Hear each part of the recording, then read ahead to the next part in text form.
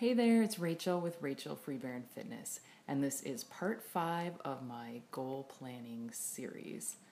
So, you may have heard the term SMART goals before. In this video, I'm going to talk about and teach you the SMARTer goals formula and how you can use that for either short term or long term goals. And these could be big goals that push you out of your comfort zone, like paying off your debt, going into business for yourself, losing 100 pounds, or it could be goals that you can accomplish on a smaller scale. So that could be something like organizing your kitchen or eating healthier meals at home or taking a class, learning a skill, something like that. Either way, you'll want to make sure your goals are laser focused, measurable, and have a deadline to complete. So to do this, you can follow what we're calling the 7-step SMARTer goals formula. And that stands for specific, meaningful, accepted or agreed, realistic, time, envision, and reflection. So what I'm going to do is go through each of those topics and give you a little bit about what that means and how you can apply it. So for specific, you want to be clear on where you are now and where you want to be in the future. Don't just say, I want to lose weight or I want to make more money. For those two examples, you would need to put an exact number to that because you want to be able to quantify the goal. And then for meaningful, you want to know why you want to accomplish this goal. That's just as important as the goal itself. So in part 4 of this series, I had you attach a why to each of your top priorities.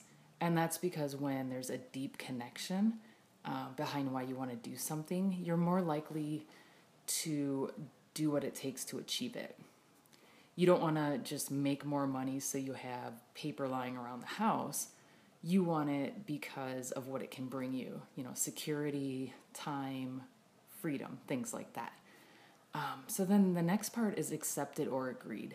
And in part 3 of this series, I talked about not falling into the trap of setting other people's goals.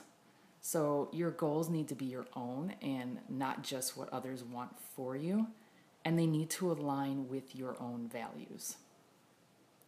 So then there's realistic, right? When you're creating your goals, they need to be realistic. For example, you can't just lose 25 pounds in a month. That's not very realistic. So you need to set a goal that's reachable. And then the next one is time. And you have to set a date on when you plan to achieve your goals. When your goals are time-bound, they're measurable. And then you can hold yourself accountable by seeing your progress and looking at that on a daily, weekly, or monthly basis. And next is envision. So you will visualize each of the actions necessary to achieve the outcome you want. You'll focus on completing each of the steps need to reach that goal. And don't worry too much about this step right now because we'll talk about and we'll focus on how to do this in the next part of this series. But I wanted to mention it because it is part of the formula. And then there's reflection. So what you'll do is you'll go back to your goals, read them again over time, and adjust where necessary. So for example, let's say you find out, that you're continuously hitting a brick wall and you're not making any progress or headway on your goals. It doesn't mean to throw in the towel and quit like you failed, but it means that you should try to approach and readjust your methods and techniques until you start moving forward and reaching your goals.